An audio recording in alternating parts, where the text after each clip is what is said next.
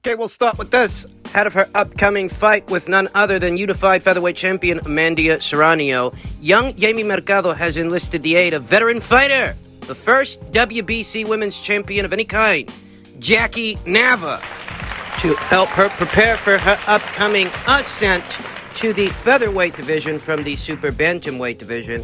And if I'm being honest, this kind of a relationship could be fruitful on a long enough timeline. But if the basic idea here is that enlisting the aid of Jackie is going to aid Jaime Mercado in toppling Amanda Serrano, I'm sorry to say that I just don't see it. There's just not enough time there. These two girls supposed to fight. That's right.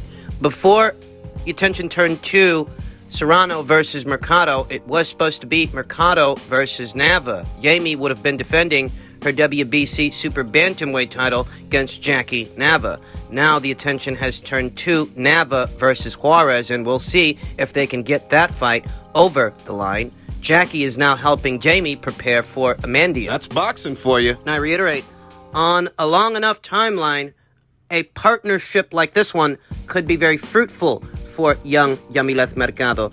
But the Amanda Serrano fight fast approaches. The fight is set to go down on the undercard of Tyrone Woodley versus Jake Paul.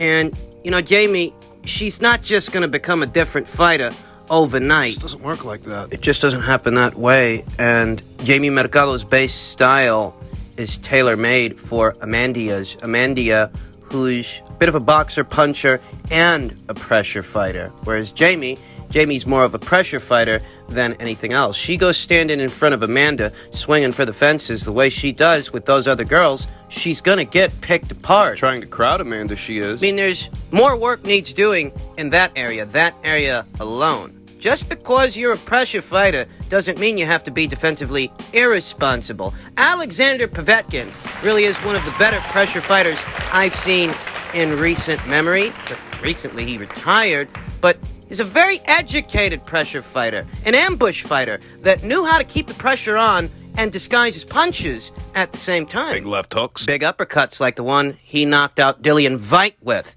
in their first fight in the heat of an exchange between the punches. There are educated ways of applying pressure. And Jaime, she's just not there. I mean, I understand that she is a reigning champion at 122 pounds, but 23 years old. She's just not there. She's not ready. And she may have enlisted the aid of a veteran in preparing her for a veteran, but I don't think it's going to be enough. I'd be surprised if Jaime Mercado doesn't get knocked out. Doesn't get stopped. I fear for Jaime Mercado. And just in keeping with the theme of recent partnerships, Blue Moon Boxing welcomes 27-1, 19 knockouts, super middleweight former WBA and Ring Magazine champion, Callum Smith. Smith will be training with our very own former two-time world champion, International Boxing Hall of Famer, Buddy McGirt. Here we see Buddy McGirt once again assisting a fighter in the effort to pick up pieces after having suffered a loss. This time, it's Callum Smith. Not that long ago, it was Sergei Kovalyev. And I think that Callum Smith did make the right decision. I think he did make the right move. What this indicates is that he has so parted ways with Joe Gallagher. Let's go, Joe. And I don't know if the split was an amicable split, as this news broke fairly recently. Didn't know that Callum Smith was in the market for a new trainer, but that's what this news indicates. For what it's worth, I think he made the right decision. I think he made the right move. I think he's gone about as far as he's gonna go with Tusco Joe. And that's really not even a knock on Smokin' Joe Gallagher. It's just that Callum Smith has been there and done that as a reigning world champion. He suffered his first professional loss in his last fight against Canelo Alvarez.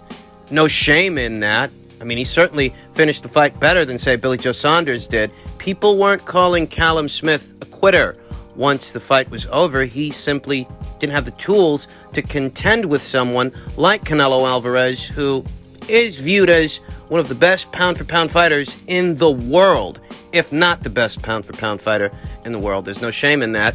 Callum needs more! And he's looking for it at the Blue Moon Boxing Club under the watchful eye of Buddy McGirt. He's moving up the light heavyweight. That comes as a surprise to no one. That much we knew already. And Matchroom has some interesting fighters in that division.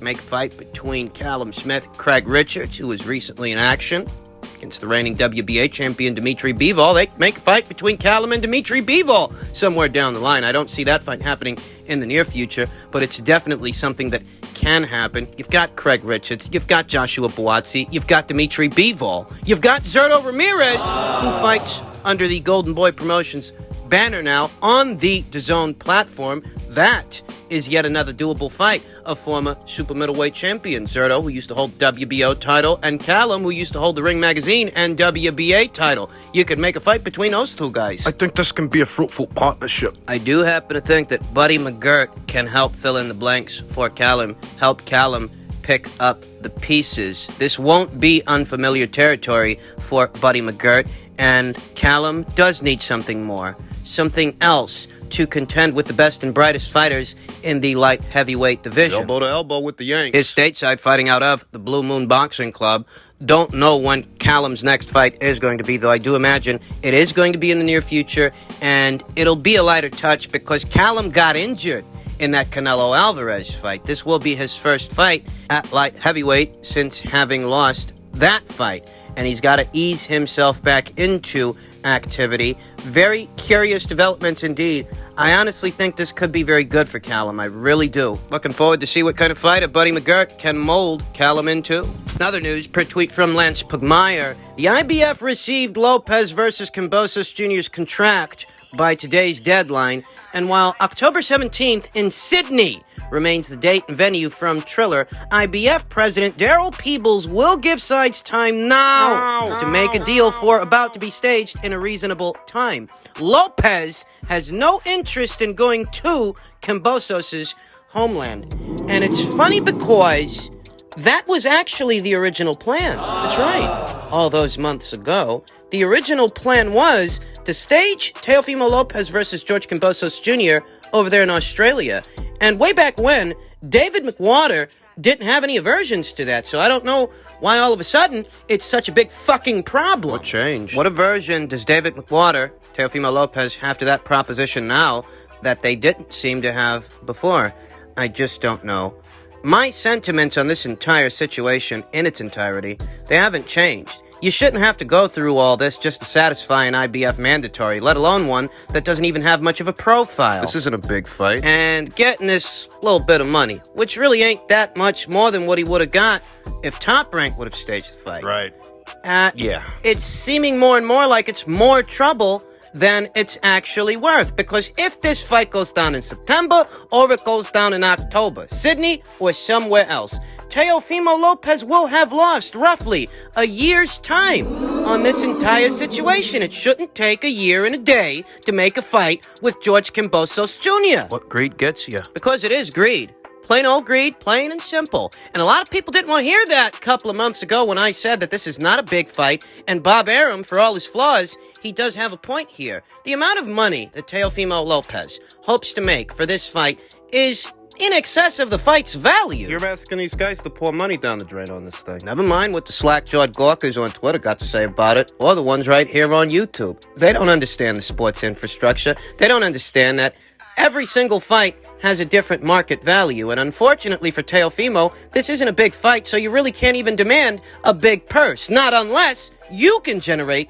big money, and you're not there yet. People didn't want to understand that. He didn't want to understand that, and, they didn't reach a deal. The fight ends up going to a purse bid. Triller comes in, waving all that money around, and everybody thought it was as simple as that. All Triller's got to do is bid all this money, and that solves the problem. Right. Here we are, months later, no fight, all this time lost, and time, that's what you don't get back. It's a situation to where Teofimo Lopez may end up vacating the red belt. There have been all these disputes over whether or not Teofimo Lopez actually is the lightweight division's undisputed champion, due to his franchise title with the WBC, as opposed to the world title that Devin Haney is in possession of there. All these arguments, all these disputes over undisputed. Guess what? What? He vacates that red belt. He effectively isn't that division's undisputed champion. That is how long this has been going on. And I don't know that these guys are going to be able to reconcile all of this. Maybe they can make a fight between Teofimo Lopez and LopezKambosos Jr. here in America. But therein lies a dilemma. Triller overbid for this They fight. paid in excess of what the fight is actually worth. And now they're hoping to make that money abroad in Australia, where perhaps, LopezKambosos Jr. can help sell some tickets, because here in America, Teofimo's not a star. Not yet. And in truth, I don't know what LopezKambosos Jr.'s star power is in the land down under. I don't know that he's a star over there any more than Teofimo is a star over here. But this is what Triller is willing to resort to in order to ensure The fight's not a wash. Teofimo Lopez, David McWater, they take great issue with this, and David McWater has gone on to say that they'll go as far as vacating the IBF title if they have to in order to prevent the fight from landing in Australia. It's a mess. A bigger mess than it ever had to be. Had Teofimo just let Top Rank do the fight at the price that they had it, yeah, he wouldn't make as much as he wanted to, but they would have gotten it out of the way. And he'd be able to move on from that to have a big fight for a big purse. As it stands, the amount of time that Teofimo Lopez has wasted on this LopezKambosos Jr. fight has allowed Vasyl Lomachenko to rebound off the loss he suffered to him last year, the way it breaks down. Loma made his ring return before Lopez did. Nobody's talking about the Lopez versus Lomachenko fight, the Loma versus Lopez outcome anymore. Now what they're talking about is how Vasyl Lomachenko beat Masayoshi Nakatani quite easily. Looked sensational. Loma versus Lopez is a distant memory. There's all this stuff about deadlines and vacating titles. Teofimo Lopez's young wife is with child, so he doesn't want to fight past a certain date. He wants things to happen within a certain time frame, and who knows if they will, because Triller wants the fight in Australia. Can there be a middle ground for everybody to get what they want? And I look at all of this and I tell myself that it just doesn't make sense to have invested so much time into a LopezKambosos Jr. fight after you just toppled the pound-for-pound darling, Vasyl Lomachenko. Does it make sense to spend this much time on this fight? The way it breaks down, Teofimo Lopez might fight only once this entire year if he fights at all. There was a very revealing tweet I saw from Lance Pugmire that read, Lopez's manager, David McWater, tells me, due to the coming birth of Lopez's first child, we've given up getting 2 fights this year. He's not going to fight after Thanksgiving and can't turn around even if he fought on September 11th to fight a Loma, Taylor, or Haney by year's end. You're trying to tell me this hasn't been a massive waste of fucking time? Where are all those bleeding hearts now who thought that Bob Arum was off base when he said that, this fight just ain't worth that much?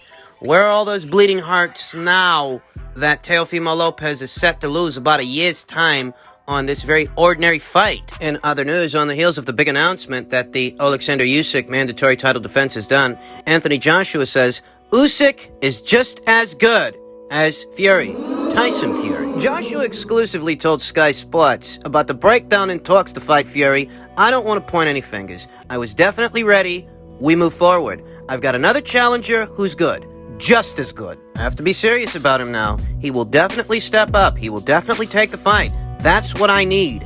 People that are serious. I would have loved to have boxed for the Undisputed Championship because it was a big fight for the public. We had everything set up. I have to move forward and not keep dwelling. Joshua is optimistic. The most important fight for me is the next one, but you have to have a vision of where you want to get to. I have to stay consistent, stay ready. Once I fight Usyk, who knows what will happen next? Will I fight Fury, Wilder, Dillian Veit, Andy Ruiz, Luis Ortiz?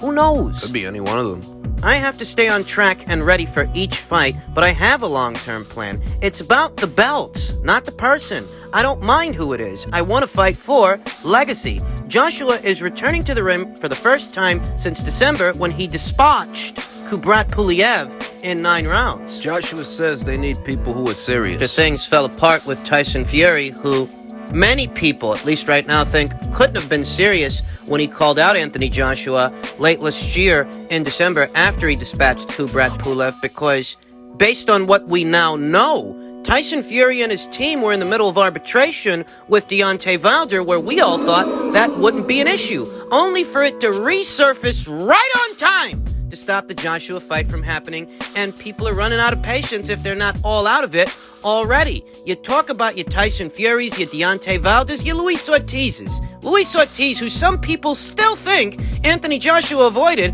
after he offered Luis Ortiz a multi-million-dollar fight. You ain't know? You know, Luis Ortiz only made about, $500,000 or something like that, fighting Deontay Wilder. Anthony Joshua offered him well in excess of that, and somehow the Luis Ortiz people managed to fuck that up. Only so the slack-jawed gawkers here today can accuse Anthony Joshua of avoiding him. It's these kinds of situations I have no doubts the Joshua people are sick of. So on the heels of this big news, I understand what he means when he says they need people who are serious, because Tyson Fury wasn't serious.